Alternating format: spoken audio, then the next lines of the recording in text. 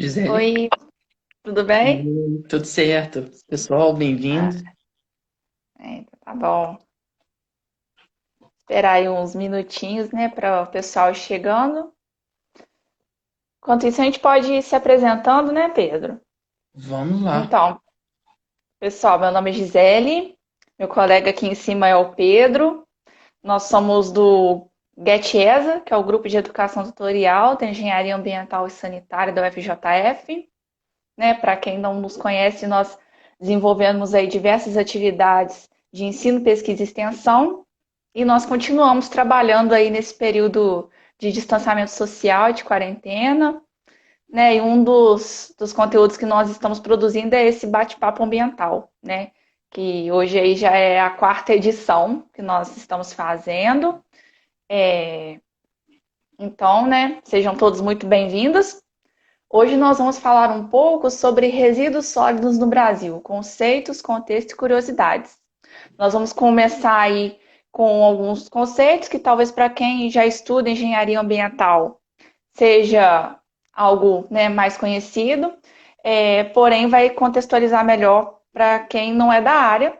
E depois nós vamos falar da Política Nacional de Resíduos Sólidos, né, e falar alguns pontos interessantes, algumas discussões em cima disso.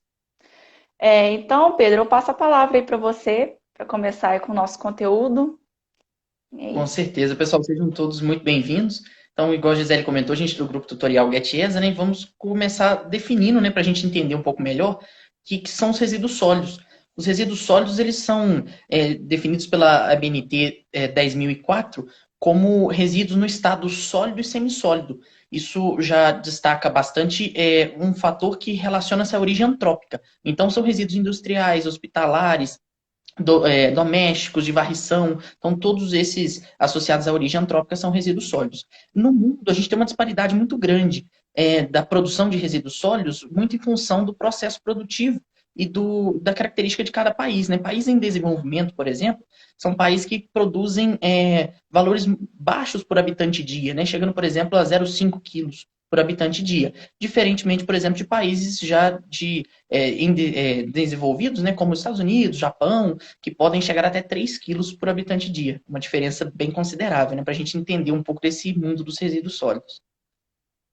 E então o Pedro está falando aí um pouco de resíduo, mas é legal a gente diferenciar, né? O que que é lixo, o que que é resíduo, o que que é rejeito. Porque muitas vezes a gente ouve esses três termos como se fossem sinônimos, mas na verdade eles não são. Né? Por exemplo, o que que é lixo?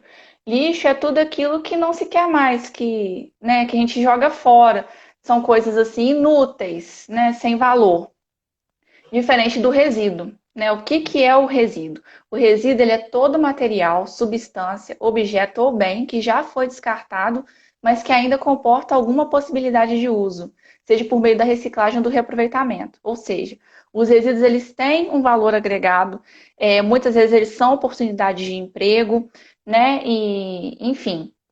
E na própria Política Nacional de Resíduos Sólidos, no artigo 6, vem falando, né, que o resíduo ele é um bem de valor econômico e social, gerador de trabalho e renda e promotor de cidadania. Né? Então, é importante a gente olhar com outros olhos para os resíduos. Né? Aí, diferente do resíduo, a gente tem o rejeito, que ele não possui mais qualquer possibilidade de recuperação ou reutilização, e por isso a única alternativa é a disposição final, né, que quando feito adequadamente é feito em lixões, porém existem aí outras formas mais adequadas de disposição. Isso é bem interessante, pessoal, para a gente entender também para onde vão esses resíduos, né? Na maior parte dos países, e o nosso não é exceção, né? Os lixões são os destinos mais comuns para esse tipo de resíduo. No Brasil, estima-se cerca de 50% dos resíduos vão para os lixões. E os lixões são um ambiente muito problemático em virtude principalmente da degradação ambiental e humana que acontece, né? É um ambiente livre de circulação de roedores, de animais, de insetos, tem a presença considerável de mau cheiro, de odor, uma vez que o biogás não é monitorado, então isso também prejudica bastante. Além dos problemas de saúde, relaciona-se também a questão do lençol freático. Então, o lençol freático não tem nenhuma proteção, então há contaminação do próprio lençol freático e toda a população que pode fazer uso da água subterrânea. Então, isso também é outro ponto que destaca e mostra esse problema do lixão, né? Em contrapartida, a gente tem algumas outras opções, né, Gisele, dos aterros. Sim, a gente tem, por exemplo, os aterros controlados, que são lugares onde o lixo é disposto de forma controlada e recebe uma cobertura de solo. No entanto, nos aterros controlados, não se tem a impermeabilização do solo, nem sistemas de dispersão de gases de tratamento do chorume gerado, né? Então, a gente entende que o aterro controlado ele é um meio intermediário entre os lixões e os aterros sanitários, né? Então, entrando em aterro sanitário, ele é uma obra de engenharia projetada sobre critérios técnicos, cuja finalidade é garantir a disposição correta dos resíduos sólidos urbanos que não puderam ser reciclados, de modo que os descartes não causem danos à saúde pública ou ao meio ambiente. Né? Então, o projeto de aterro sanitário, ele tem elementos ali que não deixam, por exemplo, que o chorume contamine o solo e as águas subterrâneas, né? Tem ali o armazenamento, o tratamento do biogás também, e os sistemas de impermeabilização. Aí você pode pensar, poxa, né, o aterro sanitário, então, ele é uma forma de disposição final ambientalmente adequada. Então, nós podemos mandar todos os resíduos gerados para lá? Então, o ideal é que isso não aconteça. O ideal é que os aterros sanitários recebam só os rejeitos.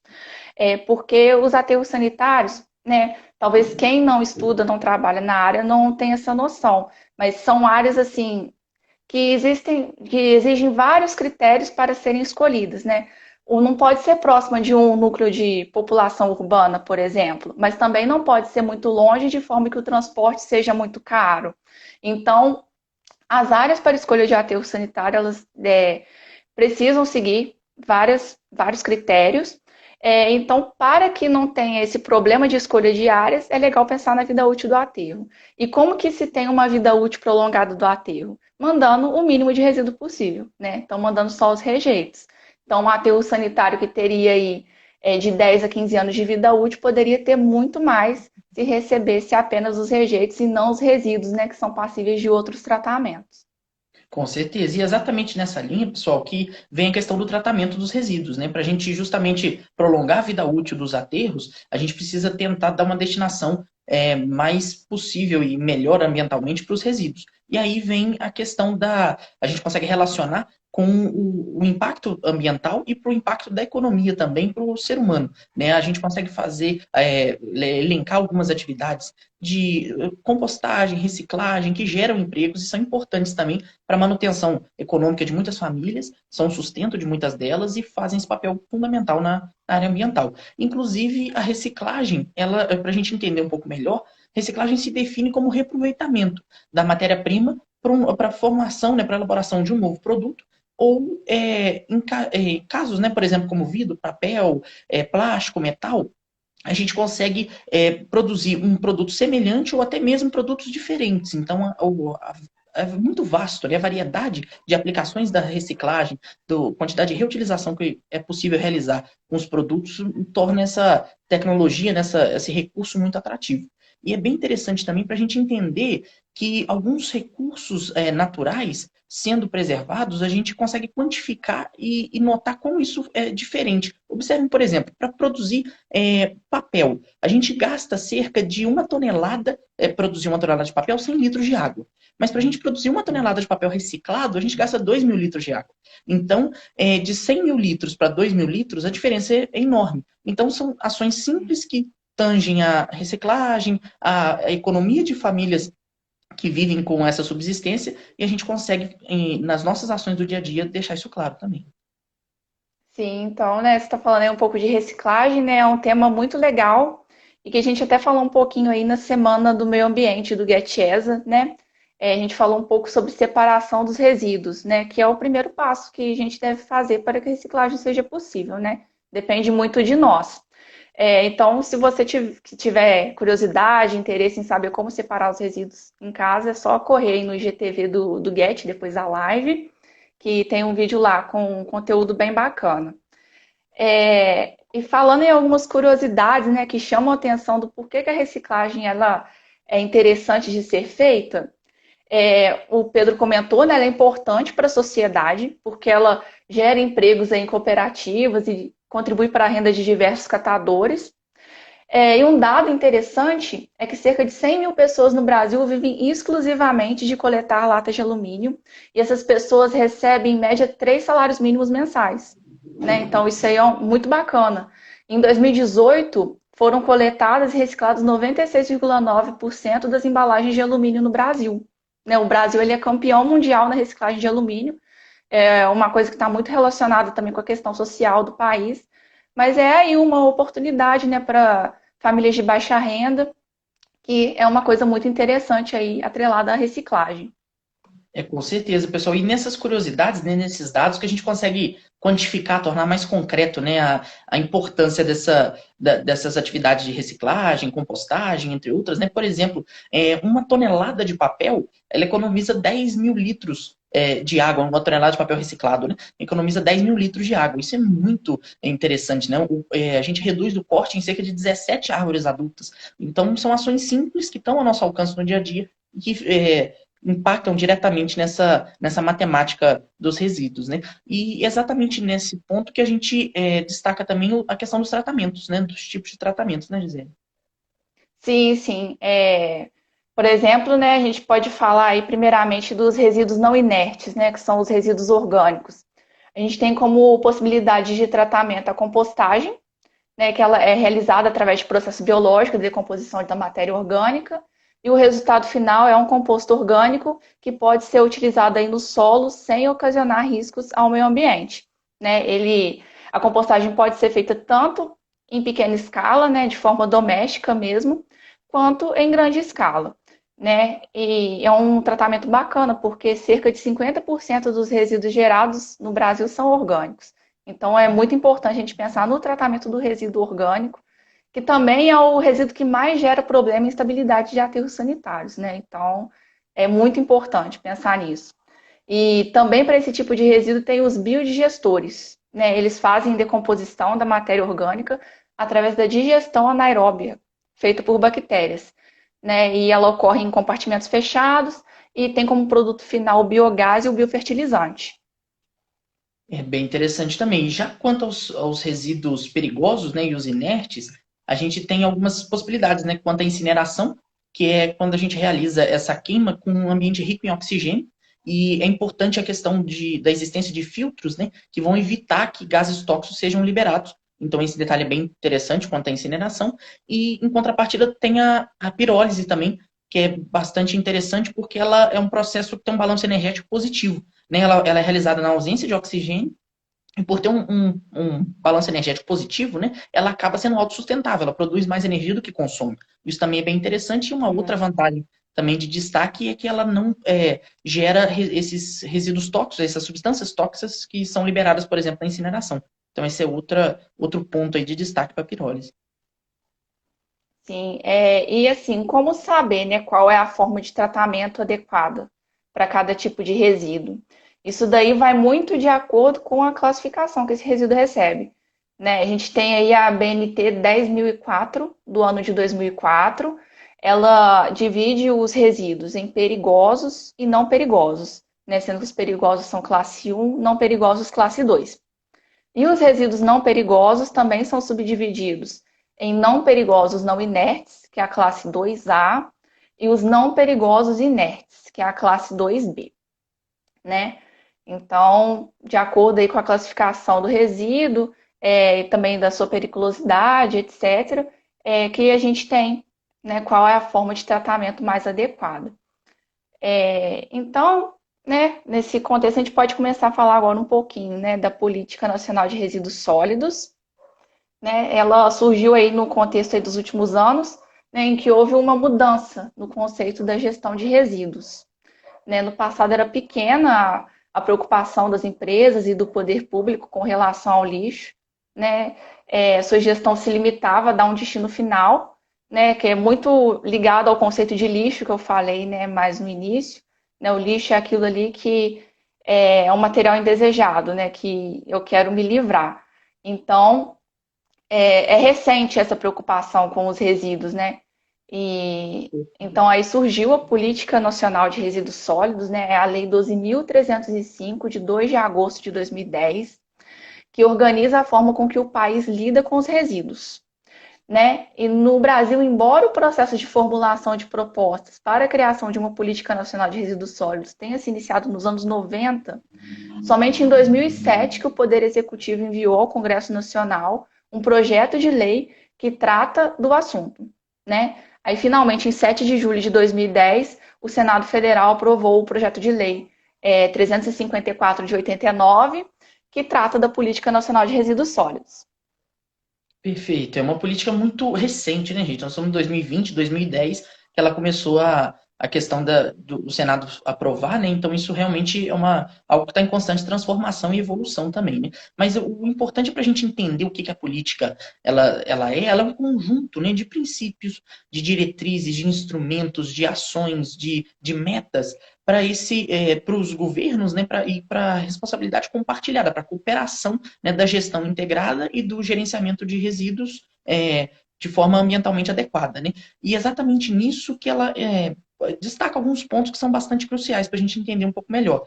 Por exemplo, ela legaliza a responsabilidade dos municípios no gerenciamento, no acondicionamento, na disposição final dos resíduos. Isso é algo extremamente importante. Os municípios são responsáveis, são agora já com essa legislação já responsáveis por lei, e além do mais, eles incentivam a questão dos consórcios, né? Dos consórcios, o compartilhamento dessas ações dos resíduos, principalmente em cidades pequenas, né, de número de habitante menor, ela é incentivada o compartilhamento entre elas para justamente reduzir e tornar economicamente viável, né, a adoção de medidas que não prejudiquem, não onerem, né, na parte financeira essas cidades, e que elas consigam gerar incentivar, né, reciclagem e, quando necessário, a destinação ambientalmente adequada.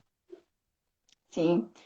Antes de falar aqui alguns pontos interessantes da Política Nacional de Resíduos Sólidos, nós recebemos algumas perguntas aqui. Né, a primeira pergunta aqui está falando, né? Vocês acham que o panorama dos resíduos sólidos no Brasil vai melhorar? Então, eu acredito que sim, né? Tanto é que existe aí a Política Nacional de Resíduos Sólidos, é algo recente, mas é um sinal de que está caminhando para uma melhoria. Conforme nós vamos discutir aí mais à frente, alguns pontos, né, não obtiveram êxito ainda, mas assim, não tem como negar que tem algo sendo feito, né? Existem pessoas preocupadas com essa questão. Então, eu tenho uma visão otimista, assim, que tende a melhorar. Com E certeza. tem uma outra pergunta aqui. Isso, pode complementar, Pedro. Estou complementando que a questão da conscientização da população também é muito importante, né? Não é uma coisa tão rápida assim, mas é uma ação que está acontecendo. Se a gente nota evolução, a gente nota melhoria com o passar dos anos, nas atitudes, nos exemplos, nos números, né? Que eles comprovam isso. Então, um caminho longo ainda, árduo, mas que está em constante evolução, né? Sim. Outra pergunta aqui é da Isabela, ó. Vocês acham que as políticas de produção mais limpas são importantes para as empresas adotarem visando os resíduos?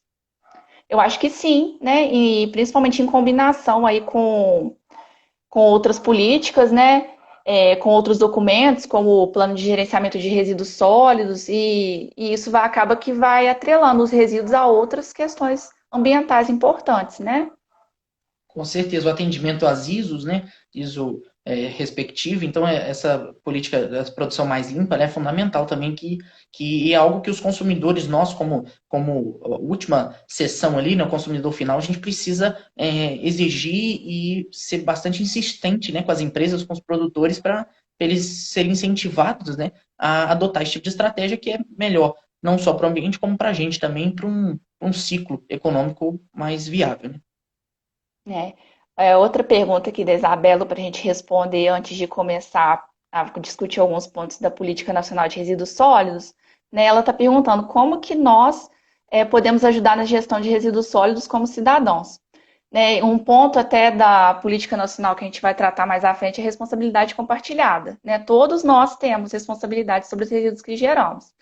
É, e eu acho também importante a gente seguir a ordem de prioridade, né, de não gerar resíduo, reduzir, reutilizar, né, isso também é trazido na política.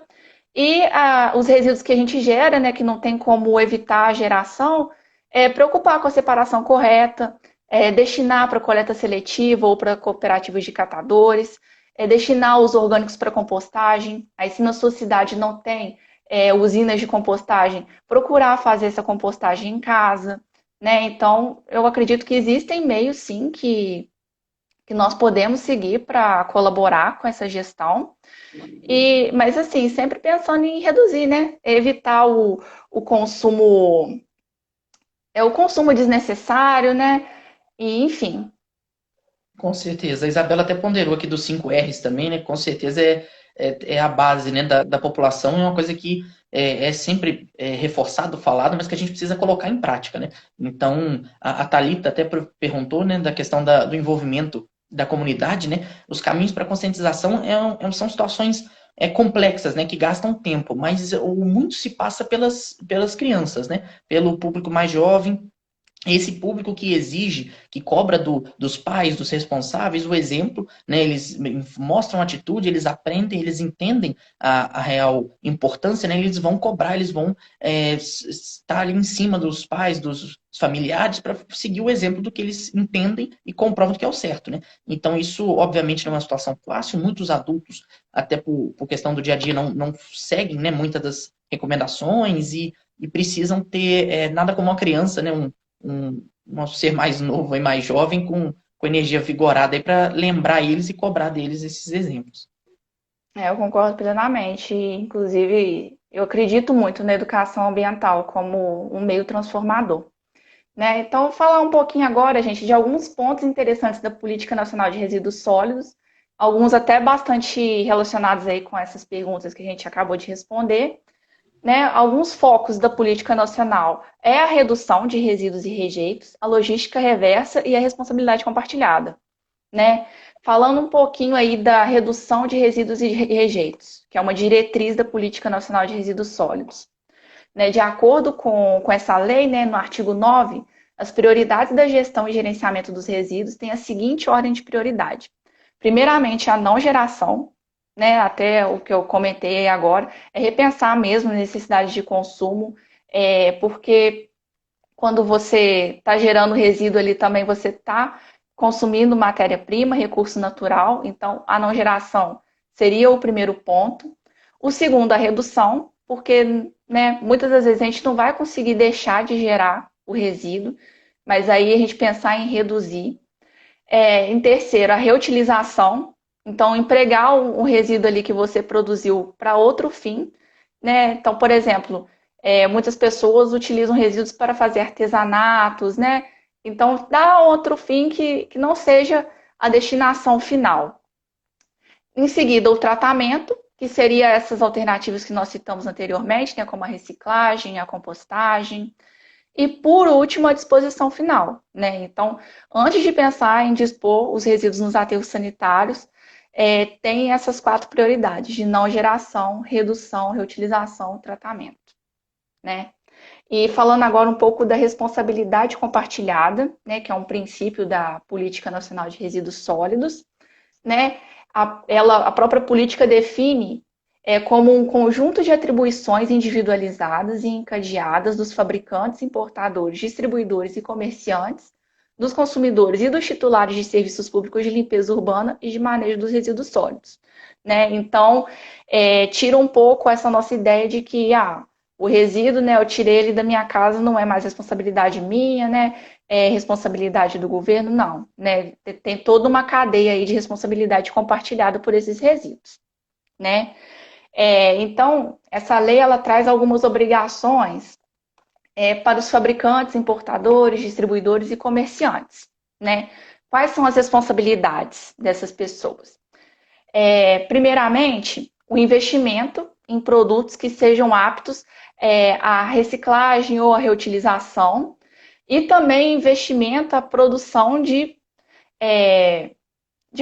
produtos cuja fabricação e o uso gerem a menor quantidade de resíduos possível. Então, é pensar nessa questão desde a fabricação, né? Utilizar ali materiais recicláveis, reutilizáveis e pensar também nos produtos que geram a menor quantidade de resíduo possível. Um outro ponto que cabe aos fabricantes, importadores, é a divulgação de informações relativas às formas de evitar, reciclar e eliminar os resíduos sólidos associados aos seus respectivos produtos. né? Sobre esse ponto, né, eu até acho que é algo que ainda não acontece muito, não sei, é uma percepção minha. Por exemplo, tem alguns resíduos que geram muita dúvida, né? Será que isso aqui é reciclável? Será que não é? Ou então, às vezes, você sabe que é reciclável, mas aí você não sabe. Será que eu descarto no coletor de papel, de plástico ou de metal? Né? Tem alguns materiais que geram essa dúvida na gente e, né, pelo que eu entendo aqui da política, isso não era para acontecer, né? Isso era para ser uma obrigação do fabricante deixar isso bem claro para nós. E um outro ponto também que cabe aos fabricantes é o compromisso de, quando firmados acordos ou termos de compromisso com o município, participar das ações previstas no Plano Municipal de Gestão Integrada de Resíduos Sólidos, que é um outro assunto aí que a gente vai tratar mais à frente. E com relação ao titular dos serviços públicos de limpeza urbana e de manejo de resíduos sólidos, cabe a ele adotar procedimentos para reaproveitar os resíduos sólidos reutilizáveis e recicláveis oriundos dos serviços públicos de limpeza urbana e de manejo de resíduos sólidos. Cabe também estabelecer o sistema de coleta seletiva, né? E aqui também é legal ressaltar que a política pede que priorize a organização e funcionamento de cooperativas e associações de catadores de materiais recicláveis, né? Ou formado por pessoas físicas de baixa renda. Então, isso aqui, por exemplo, aqui em Juiz de Fora. Os resíduos coletados na coleta seletiva são destinados a cooperativas de catadores, né? Então, vai de acordo com o que está sendo sugerido na política. E um outro ponto, né, que cabe aí ao titular dos serviços públicos de limpeza urbana é implantar sistema de compostagem para resíduos sólidos orgânicos, né? Isso eu já vi isso acontecendo em algumas cidades, mas acho que ainda é algo que precisa ser melhorado, né? Precisa ser mais abraçado, né, pelo poder público. E cabe também a eles dar a disposição final ambientalmente adequada aos resíduos e rejeitos oriundos dos serviços públicos de limpeza urbana e de manejo de resíduos sólidos. Com certeza, isso é uma coisa bastante importante, né, Gisele?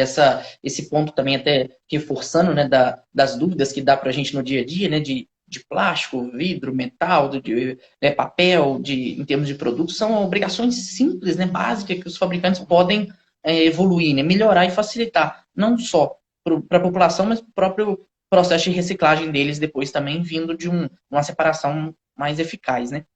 É interessante também destacar, exatamente nesse ponto comentado, existem alguns tópicos bem críticos em toda a política, né, que ajudam, né, a exercer de forma didática, né, e importante para a gente entender a questão dos resíduos sólidos, da reciclagem e da compostagem também. A primeira delas são os acordos setoriais, que vai está basicamente na questão da destinação ambientalmente adequada.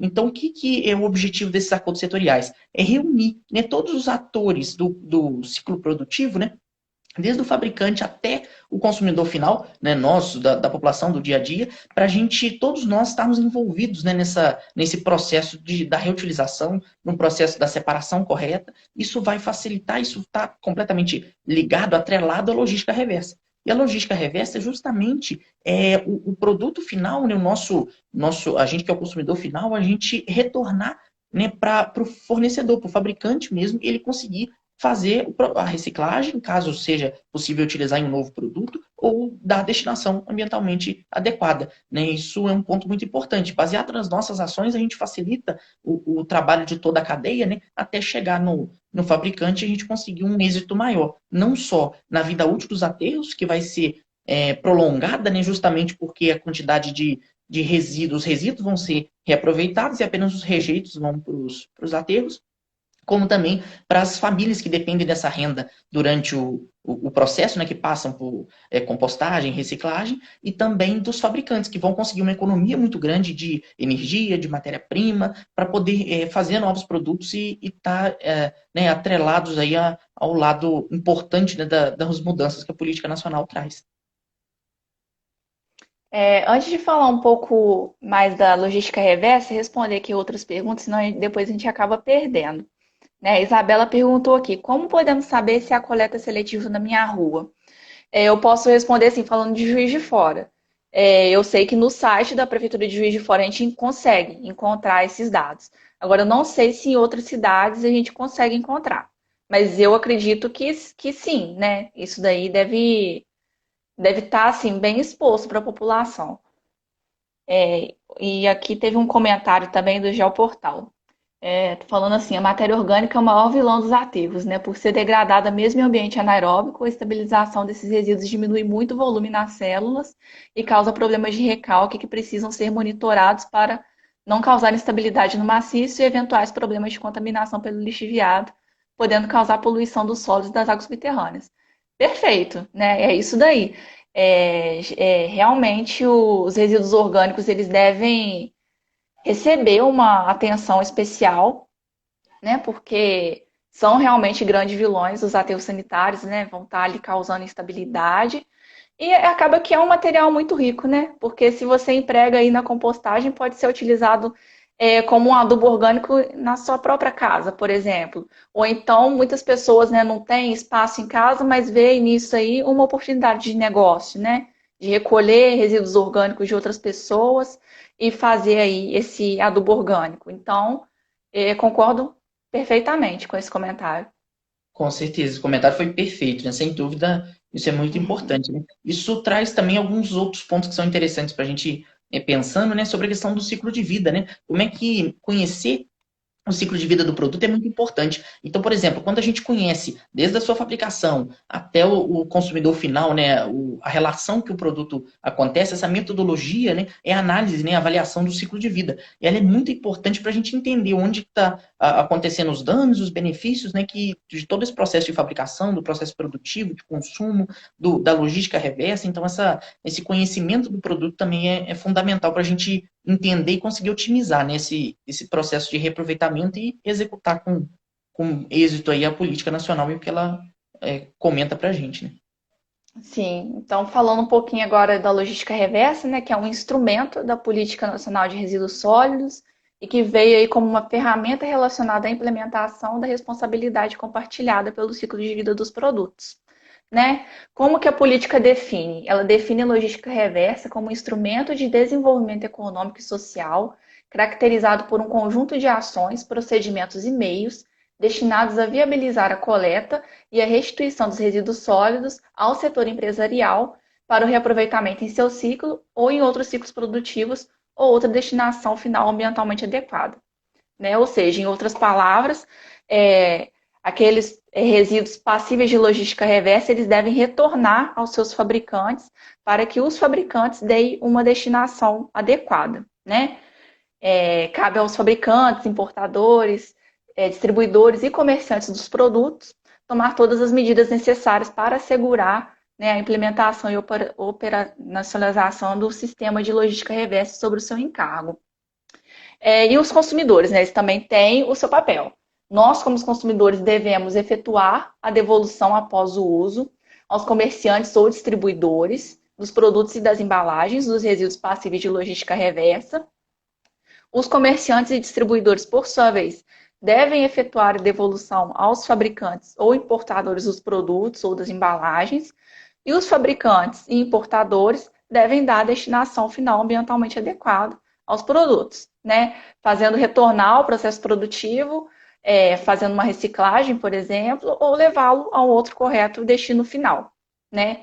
Então, a logística reversa ela envolve aí, né, vários atores, né, e acaba sendo uma boa oportunidade também para nós, né, que somos futuros engenheiros ambientais, né? Com certeza. Então, Uma área boa, né, já de atuação. respondendo aqui a pergunta da Isabela, né, qual resíduo é passível de logística reversa? Né, isso daí vem aí no artigo 33 da Política Nacional de Resíduos Sólidos, né? São obrigados a estruturar e implementar o sistema de logística reversa, de forma independente do Serviço Público de Limpeza Urbana e de Manejo dos Resíduos Sólidos, os fabricantes dos seguintes tipos de resíduo: os agrotóxicos, seus resíduos e embalagens, assim como outros produtos cuja embalagem após o uso constitua resíduo perigoso, as pilhas e baterias, os pneus, né? Os pneus aí muita gente não sabe como destinar, a gente encontra até, né, muito pneu jogado, né, de forma incorreta, como atraindo vetores da dengue, por exemplo, sendo que é um resíduo passível de logística reversa, né? Então você pode e deve, né, devolver esse resíduo para o fabricante. Também os óleos lubrificantes, seus resíduos em embalagens, e as lâmpadas fluorescentes de vapor de sódio, mercúrio e de luz mista. Né? Então a gente encontra, né, diversos coletores aí pelas cidades, principalmente de pilhas e baterias, eletroeletrônicos, até mesmo de lâmpadas, né? Mas os outros resíduos nem sempre a gente ouve falar, mas esses também são passíveis de logística reversa. Com certeza. E é bem interessante, pessoal, é a integração, né? Que isso, os incentivos econômicos baseados dessa integralização ali de todos esses atores, né? Então acabam surgindo muitas atividades interessantes de emprego, por exemplo, em usinas de compostagem, de reciclagem, a gente consegue ter uma demanda maior justamente porque são serviços cruciais, né, nesse processo da vida útil do produto, né, e de todo o reaproveitamento, né, de o máximo possível e no prolongamento também da vida do aterro sanitário. Isso é bem interessante para municípios, por exemplo, igual a Thalita perguntou aqui agora, né, se para a cidade que não tem coleta seletiva, né, de logística reversa, o que fazer? Isso é muito comum em municípios menores, né? Normalmente isso pode acontecer, obviamente, né? Não era o que se esperava, mas isso acontece em cidades, às vezes, de porte menor, mas isso são ações que a gente precisa ter atenção, principalmente nos fabricantes e nos comerciantes, antes de chegar no produto final, eles são, no consumidor final, né, eles são responsáveis por esse intermédio, né, de realizar, de permitir facilitar de pegar com o consumidor final, de permitir que a logística reversa seja executada. Normalmente são muitos produtos vindos de empresas de grande porte, né, localizadas em grandes capitais, metrópoles, né? Então é importante que as pessoas, né, por exemplo, de cidades pequenas, que façam essa ligação nesse meio de campo entre o consumidor final, para ele fazer a parte dele e chegar com eficiência no fabricante, para ele dar o destino ambientalmente adequado. E eu acho importante também ressaltar, Thalita, né? No caso de não ter a coleta seletiva, a gente prioriza as associações de catadores, né? Ou no caso de não ter associação de catadores, os catadores independentes.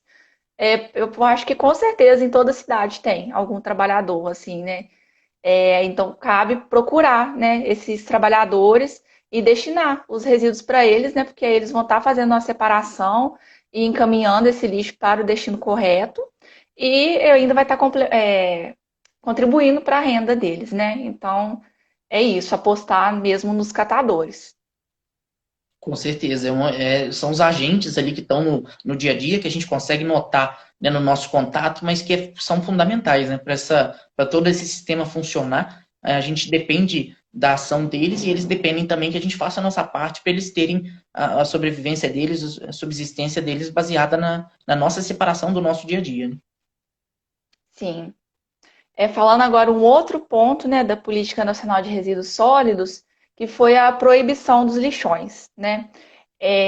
A política nacional ela inovou definir metas para eliminação e recuperação dos lixões.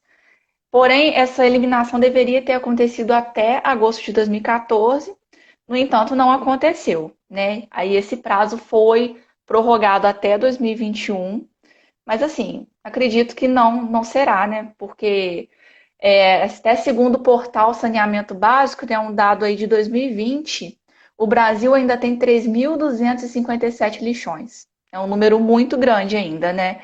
Então, não vai ser fácil, né?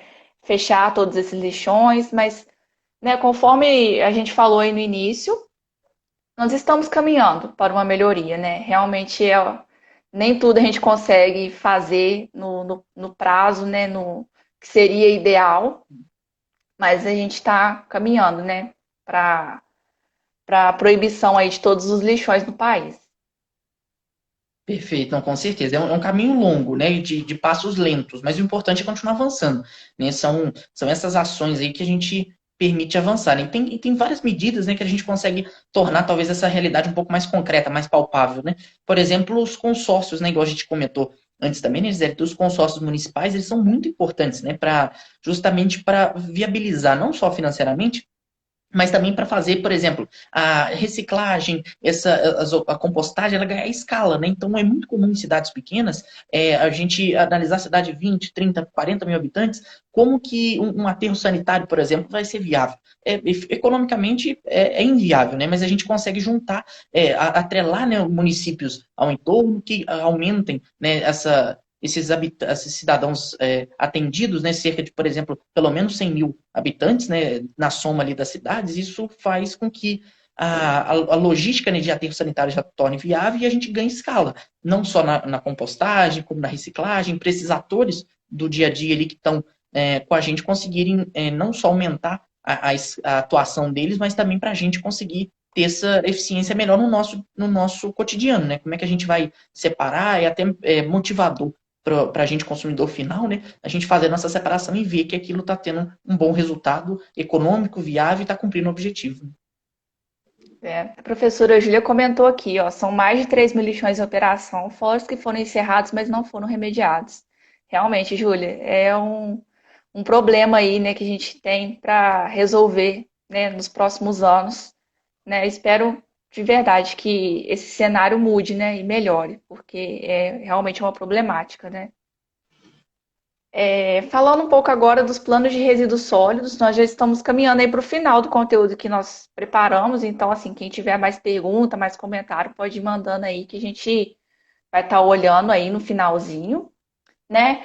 Então, os planos de resíduos sólidos também são instrumentos da Política Nacional de Resíduos Sólidos e tem como principal objetivo subsidiar o planejamento e a gestão de resíduos sólidos em todas as esferas do governo, né? Então, existem diversos planos. Temos o Plano Nacional de Resíduos Sólidos, né, que, segundo a política, ele deve ser elaborado mediante processo de mobilização e participação social, incluindo realização de audiências, né, e consultas públicas, e deve ser atualizado a cada 4 anos. Tem também os planos estaduais de resíduos sólidos, né, que é até uma condição para os estados receberem recursos da União. Tem também os planos microrregionais de resíduos sólidos e os planos de resíduos sólidos de regiões metropolitanas ou aglomerações urbanas, né, que também são elaborados pelo Estado.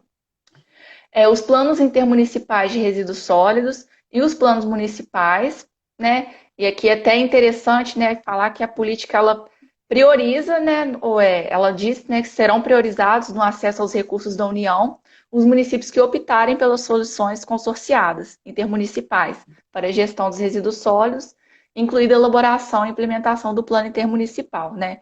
Então, isso aqui vai de acordo aí com os consórcios intermunicipais que o Pedro citou, né? É algo realmente incentivado.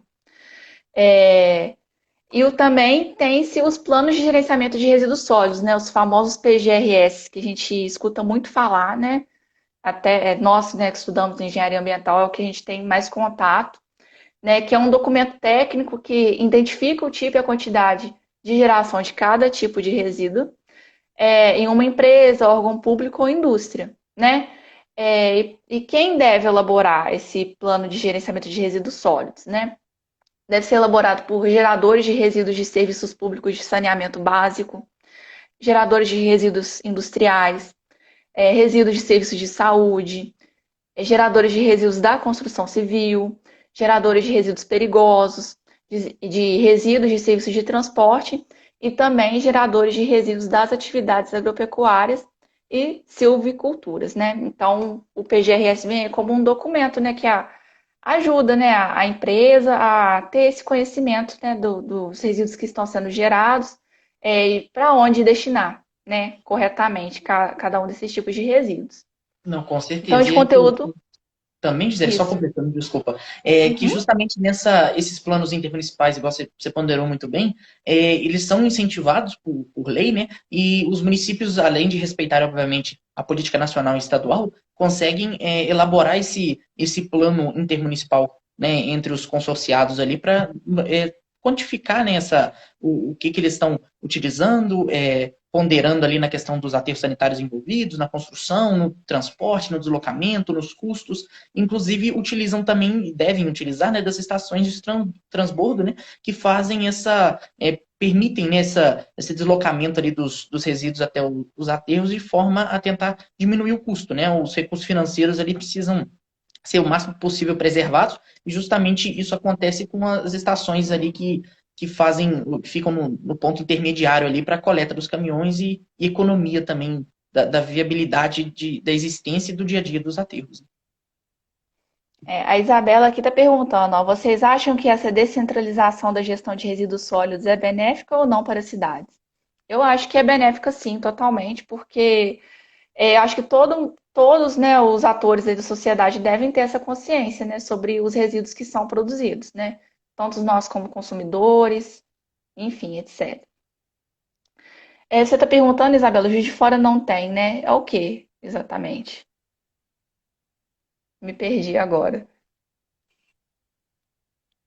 Estação de transbordo.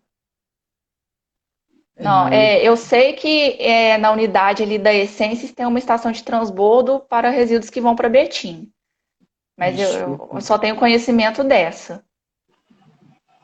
isso. Eu ia Isso. responder a mesma coisa. O Gisele, realmente, a da Essências, né, que realiza esse transbordo para Betim, é aqui ali no distrito de Paula Lima, né, praticamente em Juiz de Fora, né? Então, realmente tem esse ponto aí. Mas em termos da cidade, Juiz de Fora ainda tem muitas medidas ainda para serem melhoradas, né? Embora tenha a questão das associações, né, igual você comentou muito bem anteriormente aí, que fazem né, as Cajuf, que fazem esse processo aí, Uhum. trabalham na reciclagem, mas ainda é um trabalho pequeno e a gente acaba vendo muito esses catadores, coletores independentes, né, de pessoas ali que fazem o seu trabalho para o próprio sustento de forma independente.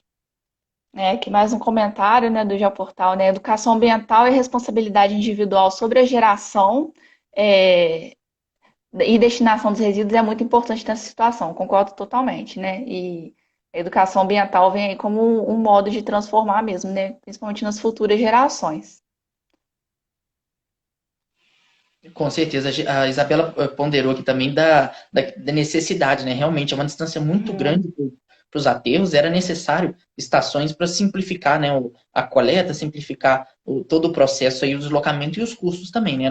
É um investimento relativamente compensador a médio e curto prazo, né? De já conseguir ter esse retorno de volta justamente para simplificar, né, esse deslocamento e prolongar também o máximo possível dessa vida útil dos aterros dentro das medidas que eles conseguem uhum. adotar. Né? Uma pergunta aqui do Vitor Hugo, né? Ele está perguntando o seguinte: acham que o Brasil exportar resíduos para outros países que têm a reciclagem como ponto forte é uma boa alternativa frente ao uso dos aterros? Eu acho que não. Eu acho que isso vai gerar um gasto assim desnecessário. E o Brasil tem uma boa capacidade de reciclagem, né? Isso tem até muito a ver ali com alguns dados que a gente trouxe no início. Então, assim, o que a gente tem é que incentivar isso aqui no nosso país mesmo, né? Acho que exportar não seria uma solução, não. Bom, essa é a É, minha opinião, né? não, concordo plenamente. Tem alguns estudos, né, que mostram que esse tipo de medida, esse tópico, assim, não é coisa que a gente delega, né? É uma ação que tem que ser feita, né? Assim, isso, inclusive, a própria política traz da questão do Brasil importar, né? Resíduos também Uhum, que é veementemente contra, né? De essa importação, isso. de não fazer, porque justamente a gente já tem o nosso aqui para destinar, para melhorar, e a solução não é a gente terceirizar isso a gente levar para um outro país que, por mais que tenha talvez uma estrutura muito melhor, a gente consegue, obviamente, igual a gente comentou, é um trabalho longo, mas consegue melhorar a estrutura nossa. Né? Ai, obrigada. O professor Samuel está comentando aqui. Ótima live, pessoal. Tema muito relevante, abordado com propriedade. Parabéns. Obrigada. Muito obrigada mesmo, né? A gente está aí caminhando para o final da live, né? Então, eu queria aqui só colocar para finalizar, né, que é muito importante a gente pensar na questão dos resíduos, né? E pensar sempre que, do ponto de vista do planeta, não existe jogar fora, né? Os resíduos vão sempre parar em algum lugar. Então, que a gente tenha essa consciência aí, né, atrelada também ao nosso consumo, né? Então, que a gente tenha isso em mente, né? Que nós também somos responsáveis por isso. Né? Obrigada aí por quem assistiu até o final. Não, com certeza. Agradecer a presença de todo mundo, pessoal, o professor Samuel também, nossa referência, e a todos, a professora Júlia, a todos que tiveram presentes também. Sem dúvida, são ações que a gente vai tomando consciência, a gente tem que fazer a nossa parte e levando isso para frente para os nossos familiares, o nosso ciclo próximo, que aos poucos, né, é realmente um processo longo, mas que está tendo resultado e a gente consegue potencializar mais ainda, né? Então tá bom. Então, né, mais uma vez agradecer aí todo mundo que assistiu. Quem quiser aí conferir outros conteúdos, né, que a gente trouxe em outros bate-papo ambiental, é só conferir aí na nossa página. E é isso. Muito obrigada. Excelente. Até a próxima, pessoal. Até a próxima.